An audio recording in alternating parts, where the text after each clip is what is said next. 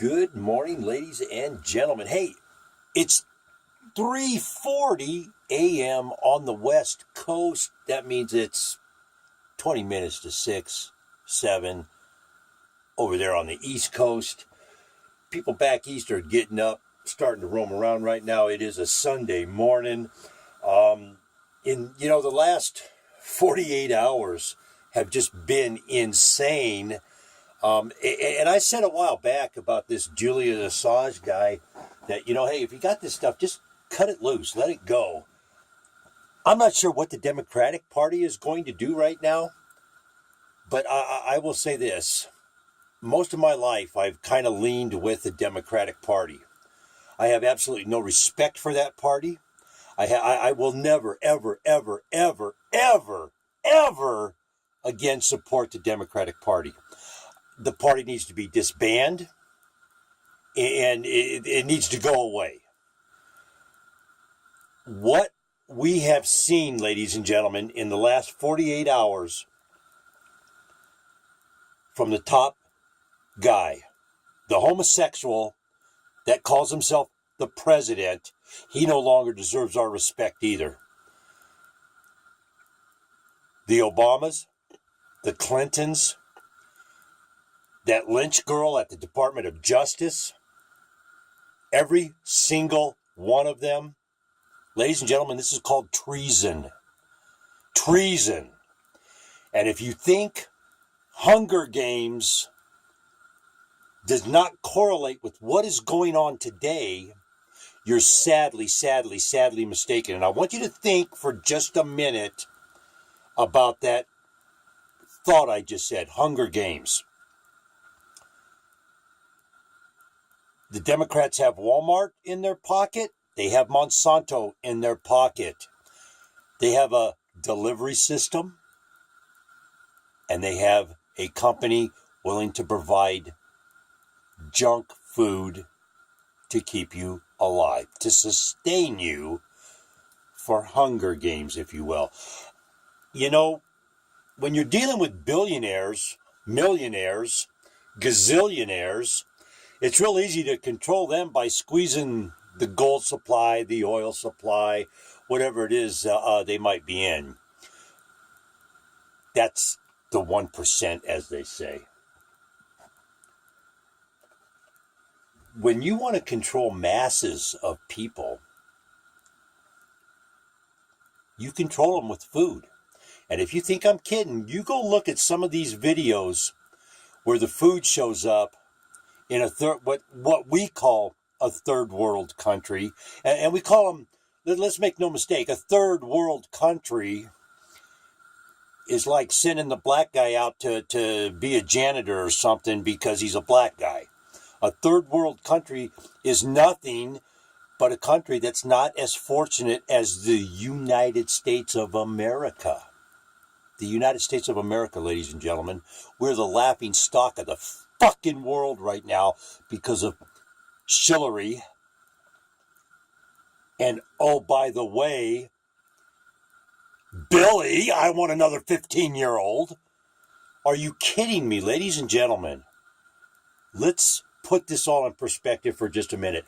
Alex Jones, he's been reporting on stuff for quite a few months now, quite a few years actually, but he's a conspiracy theorist, and that's how everybody talks about him on the talk show circuits, on everything. He's a conspiracy theorist. He's a conspiracy theorist. It's not a conspiracy anymore, is it? I bet Alex is, I don't think he was sweating. I think he was pretty confident in the information that he was providing to everybody. He was doing everyone a service. Fortunately, we don't have to say we should have listened to him. In my entire life, ladies and gentlemen, I have never, ever seen treason committed against this country. A lot of accusations, a lot of borderline, but never treason. This is treason at the highest level. This is a former president. This is a current president. This is a Department of Justice head. There's senators involved here. There are a lot of people. The vice president of the United States slipped and said when he found out the Wiener guy was involved, he rolls his eyes and goes, "Oh my God, I'm sorry." He knows more than what he's saying, ladies and gentlemen. And remember, Joe Biden is a very sharp attorney. There's a reason all of our political elected officials have law backgrounds so they can protect themselves from the criminal activity they start committing when they get to Washington, D.C. We elect our elected officials a lot of times based on what they've done at home, what they do in our backyard. We elect them because they did a good job locally representing us on a city level, maybe a state level, a county level, who knows. But for whatever reason, we elect them and send them to Washington, and then all hell breaks loose because they no longer represent us. Mark Amadei, out of the Reno, Nevada area, is a prime example. He did a really good job locally. He gets to Washington, D.C., and he green lights everything for Monsanto against 90% of his constituents. 90% of the people in this country want something. There's absolutely no reason why those 90% of the people are paying taxes and paying salaries to people that are not representing their constituents' best interest. And that's what has happened here, ladies and gentlemen. Washington has become so corrupt that the Queen of England has offered to institute British rule to try to stabilize things, if you will. Whether she said that in jest or whether she was serious, I don't know, but it should be a wake-up call to everybody in this country.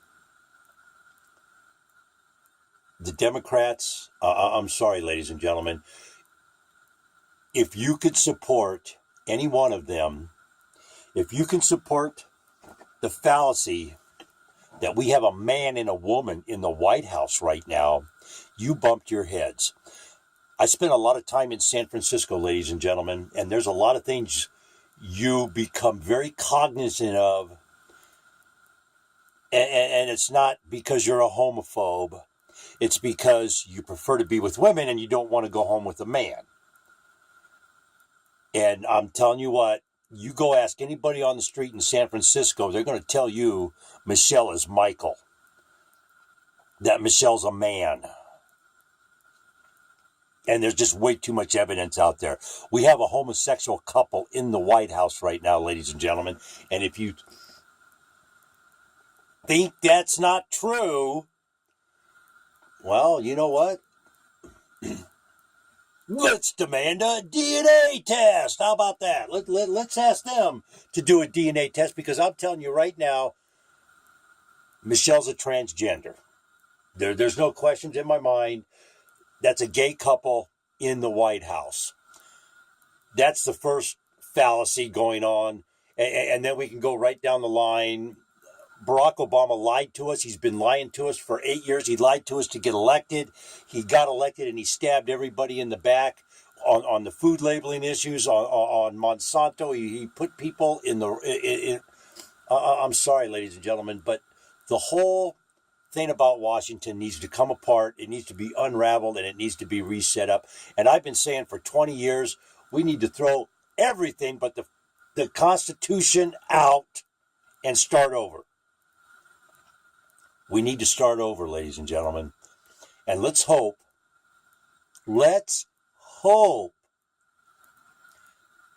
that today, that come November 1st, as we get out of Halloween, let's hope that a new leaf, a new page, a new book is opened, whatever you want to call it, whatever cliche metaphor you want to use here. Let's hope we get enough rain to wash all the dirt away, because we're going to need a lot of it right now. We're going to need a lot. I don't, man, it's just, I'm going to be honest with you. It's rather scary right now. I've just never, ever been terrified of our government, of what our government officials are doing, of how they make us look on an international stage. You know, we're hearing stories of Bill Clinton going to and this is, I don't understand this. This is common knowledge that this island in the Virgin Isles is a pedophile island, that it's a privately owned island. And if this is the case, why hasn't every country in the world stopped this? There's a reason. I want everybody to stop and think about something for just a minute. The first time I went to prison,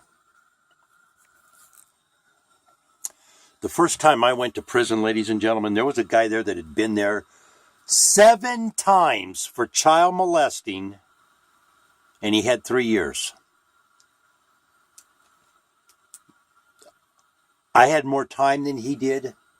Everybody agreed my crime was not near as bad as his, and I shouldn't have got as much time, but that is the way it worked. And I got to thinking about that. There was a reason back in the 70s that marijuana was made illegal and everybody ignored child molesting. It wasn't until Candy Littinger showed the world in the United States how to put and jerk on the heartstrings and use the crocodile tears, just as John Walsh did to try to get legislation passed. She gave us MAD, Mothers Against Drunk Drivers. Very good organization. However, she was an alcoholic and she was removed from it for drunk driving.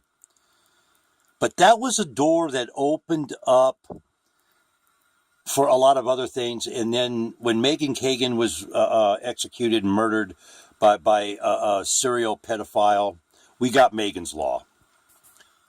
Very well-founded law. It has a lot of loopholes in it. It's really crazy.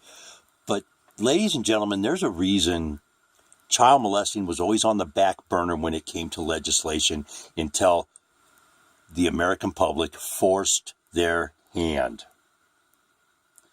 And I want you to correlate that with what's going on with Bill Clinton and the rest of his political cronies right now. There's a reason they go out of the country. There's a reason they're in another jurisdiction. There's a reason why child molesting was always put on the back burner.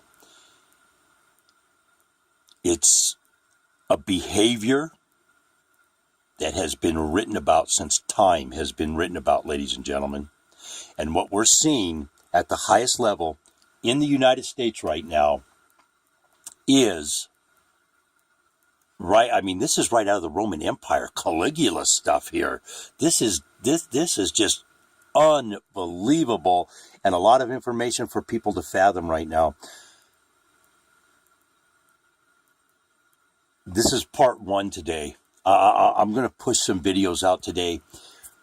We'll get into some foreclosure news later. I'm probably on a podcast later on with foreclosurepedia.org, ladies and gentlemen. Some insane stuff going on in the foreclosure industry right now. But I will say this. In light of what's happened with Hillary Clinton, I don't think Donald Trump is in bed with Monsanto. I don't know yet. We're going to find out real soon here, though. But we will get rid of Hillary, or as I have called her now, Shillary Clinsanto. Oh, yeah, Shillary Clinsanto. Would you like to play a game, Shillary? Yes, I bet you would.